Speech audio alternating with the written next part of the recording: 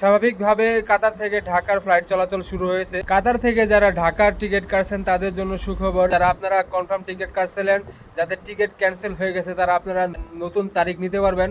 কালকে রাতে কাতার ওয়েবসাইটে নতুন লিস্ট প্রকাশ করছে, সেই লিস্টে ঢাকা আছে।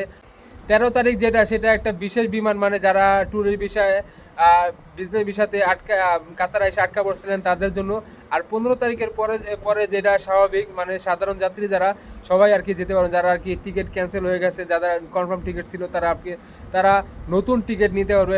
যে এজেন্সি থেকে আর কি টিকিট কিনছেন তাদের সাথে আপনার যোগাযোগ করতে হবে, নতুন তারিখ এখন নিতে পারবেন। আর এখন মূলত কাতারের এয়ারওয়েজের এই বিমান চলাচল শুরু হয়েছে। বিমান বাংলাদেশের চালু হয়নি, আর ইউএস বাংলার চালু হয়নি। নতুন আপডেট জানার জন্য আমার চ্যানেলের সাথেই থাকুন। ধন্যবাদ। আসসালামু আলাইকুম।